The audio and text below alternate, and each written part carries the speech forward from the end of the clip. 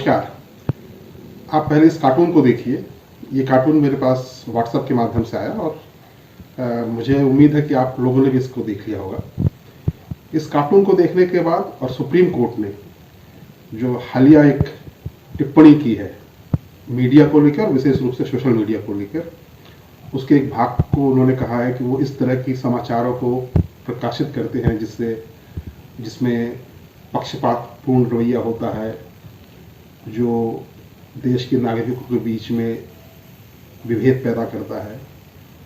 आप यदि देखें तो पिछले 5-7 सालों में भारत में नहीं, पूरी दुनिया में मीडिया के वॉयसनेस को लेके, मीडिया के पक्षपातपूर्ण रवैये को लेके, मीडिया के रवैये को लेके एक बहुत प्रश्न चिन्ह खड़ा हो रहा है। और भारतवर्ष में तो एक सब गोदी मीडिया ये बहुत चल रहा है कि अब जो मीडिया है वो गोदी मीडिया है। मीडिया तो दुनिया में अगर वैसे माना जाए तो ऐसा माना जाता है कि 131 वर्ष ईसा पूर्व पहला कोई समाचार पत्र लिखा गया था, दैनिक समाचार पत्र, जो कि धातु की पट्टी पे लिखी जाती थी या लकड़ी की पट्टी पे लिखी जाती थी। लेकिन फिर भी अगर हम मीडिया के 4 पड़ाव को देखें तो हम 4 पड़ाव को हम इस तरीके से मान सकते हैं कि हम पहला पड़ाव ये मान सकते हैं कि जब छपने की मशीन का आविष्कार हुआ और फिर समाचार पत्र छपने लगे, इसके बाद फिर रेडियो आया 1900 के आसपास, फिर टेलीविज़न आया और इसमें सबसे बड़ा क्रांतिकारी कदम तो 1960 में इंटरनेट का आना, और फिर जो सोशल मीडिया का आना, जो 1997 में पहली बार 6 डिग्री के नाम से पहला सोशल मीडिया आया, हालांकि वो 2001 में बंद हो गया। और इसमें फिर क्रांतिकारी कदम आप मान सकते हैं, जो क्रांतिकारी बदलाव हुए हैं वो फेसबुक 2004 में आने के बाद, फिर व्हाट्सएप, इंस्टाग्राम ये आने के बाद। अब आप ये देखिए कि ये 3-4 माध्यम हैं जो समाचार आपके पास पहुंचाने के माध्यम है, जिसमें आज की डेट में सबसे ज़्यादा जो प्रबल या जो जिस सबसे ज़्यादा पहुंच है वो है सोशल मीडिया की। और सुप्रीम कोर्ट की टिप्पणी भी इसी पे थी। मैं जो बात करना चाह रहा हूं वो बिल्कुल दूसरी बात करना चाह रहा हूं। ये बात करना चाह रहा हूं कि जैसे सुप्रीम कोर्ट की टिप्पणी आई तो जो इलेक्ट्रॉनिक मीडिया है, जो टीवी चैनल्स हैं या जो सोशल मीडिया है या इवन जो समाचार पत्र हैं, ये सब उसको अपने अपने पक्ष में लिखने लगे। उनको ऐसा लगने लगा कि ये सुप्रीम कोर्ट की जो टिप्पणी है वो उनके लिए नहीं है, उनके अलावा बाकी सबके लिए है। लेकिन आप थोड़ा सा पीछे जाइए, 2 साल पीछे जाइए और अमेरिका की चुनाव को देखिए। दुनिया का सबसे सुदृढ़ लोकतंत्र जिसको मानते हैं, जहां लोकतंत्र की परंपराओं को सबसे ज्यादा माना जाता है, जहां से दुनिया के बहुत से लोकतंत्र ने बहुत कुछ सीखा है, जहां के मीडिया को सबसे ज्यादा स्वतंत्र माना जाता है, जहां अभिव्यक्ति की स्वतंत्रता को अपने संविधान संशोधन के पहले संशोधन में शामिल किया गया, उस देश में भी जब चुनाव हो रहे थे बाइडेन और ट्रंप के बीच में, तो मीडिया 2 भागों में बटी हुई थी। जो रिपब्लिकन के समर्थक थे वो फॉक्स न्यूज़ देखते थे, जो डेमोक्रेट के थे वो CNN या और दूसरे चैनल देखते थे, और इसके बारे में ढेरों रिपोर्ट है। अगर आप देखें तो पूरी दुनिया में ध्रुवीकरण हुआ है, 2 पक्ष बटे हैं। मैं सिर्फ लोकतांत्रिक देशों की बात कर रहा हूँ। जहां लोकतंत्र नहीं है वहां तो मीडिया का कोई सवाल ही नहीं, चाहे वो रशिया हो, चाहे वो उत्तर कोरिया हो, चाहे वो लोकतंत्र होने के बाद भी जहां लोकतंत्र गलत तरीके से आया है, तुर्की जैसे देशों में जहां पे पत्रकारिता का बहुत बुरा हाल है, या यहाँ चाहे वो बड़े देश के देश हो, वहाँ की बात अलग है। लेकिन फिर भी मैं ये कहना चाह रहा हूँ, मेरे कहने का मतलब ये था कि उस कार्टून में जो कुछ लिखा है वो आज का ध्रुव सत्य है। ध्रुव सत्य ऐसा है कि अब जो है मीडिया वो पूरी तरीके से पक्षपातपूर्ण हो गया है, और कोई भी मीडिया गोदी मीडिया नहीं है ये नहीं कह सकता। अगर आप कहते हैं कि ये गोदी मीडिया है, गोदी मीडिया मतलब किसी के गोद में बैठा हुआ मीडिया, और जिसकी गोद में बैठा उसकी बात करेगा। तो आज भारत का पूरा मीडिया 2 भागों में विभक्त हो गया है और वो किसी ना किसी के गोद में बैठा हुआ है।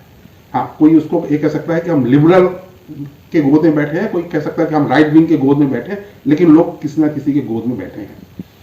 भारत में अगर आप सोशल मीडिया में जाकर देखें तो ऐसे जहर उगले जा रहे हैं इस तरह, कोई उसमें कोई कंट्रोल नहीं है।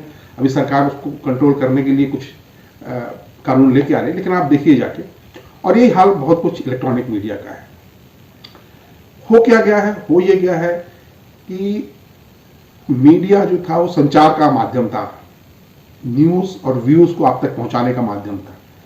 ये आप मान लीजिए कि इसका प्रयोग सामान्यतः प्रोपेगेंडा के लिए युद्ध जैसी आपातकालीन परिस्थिति में किया जाता है, लेकिन अब पूरी दुनिया में एक ऐसी स्थिति जैसे युद्ध की स्थिति चल रही है, तो सारे मीडिया हाउसेस प्रोपेगेंडा में लगे हैं। प्रोपेगेंडा मतलब आपका ओपिनियन बिल्डिंग में लगे हुए हैं।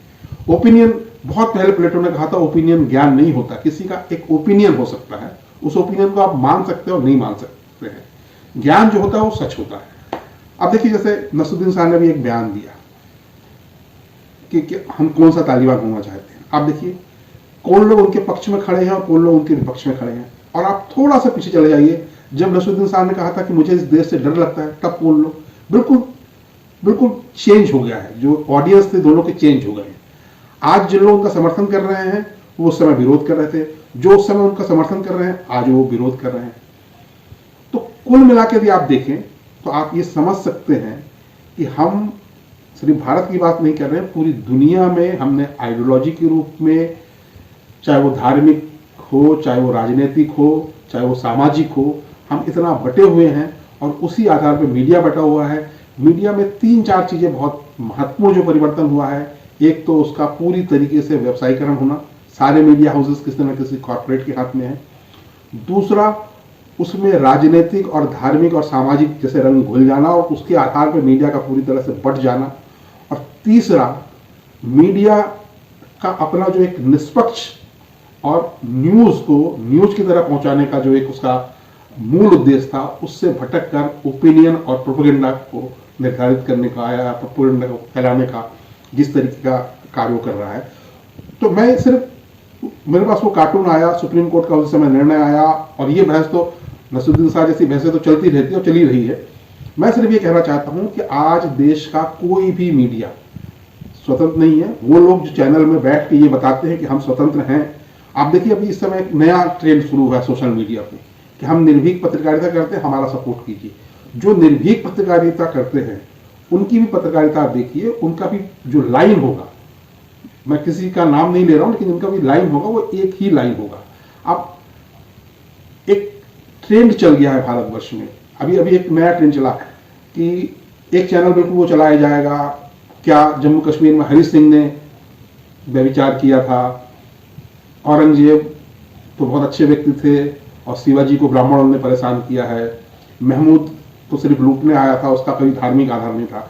दूसरा चैनल अफगानिस्तान चलाएगा, उसका क्या प्रभाव पड़ रहा, उसको ऐसा लगता है जैसे अफगानिस्तान ही दिखाने पर पूरा देश। अंतिम टिप्पणी मेरी यह है कि भारत में मीडिया वायस्ड हो सकता है, बटा हुआ हो सकता है, गोदी हो सकता है, लेकिन स्वतंत्र है। और इसका सबसे बड़ा प्रमाण यह है कि आप चाहे सोशल मीडिया में चाहिए, चाहे प्रिंट मीडिया में चाहिए, चाहे इलेक्ट्रॉनिक मीडिया में चाहिए, भारत में भारत के प्रधानमंत्री और भारत की सत्ता को जिस बुरी ढंग से, जिस अमर्यादित ढंग से कोट किया जाता है या उनके बारे में न्यूज छापी जाती है या सरकार के खिलाफ जिस ढंग से लिखा जाता है, वो ये बताता है कि भारत में मीडिया स्वतंत्र है। मीडिया के साथ थोड़ी बहुत उनके साथ कुछ कभी कभी इस तरह की घटनाएं हो जाती है जब हम कहते हैं कि मीडिया आज़ाद नहीं है, लेकिन ये स्वयंभू चौथा स्तंभ जिसको हम कहते हैं लोकतंत्र का, 3 स्तंभ तो हमको मालूम है, न्यायपालिका, व्यवस्थापिका, कार्यपालिका, ये जो स्वयंभू चौथा स्तंभ है मीडिया, इसको अपने अंदर झांकना पड़ेगा, समझना पड़ेगा। और ये भी समझना पड़ेगा कि हम यदि एक लाइन को पकड़ेंगे तो कोई एक गोदी मीडिया नहीं, हम सब गोदी मीडिया है। मेरी ये त्वरित टिप्पणी समझता हूँ आपको पसंद आई होगी। धन्यवाद।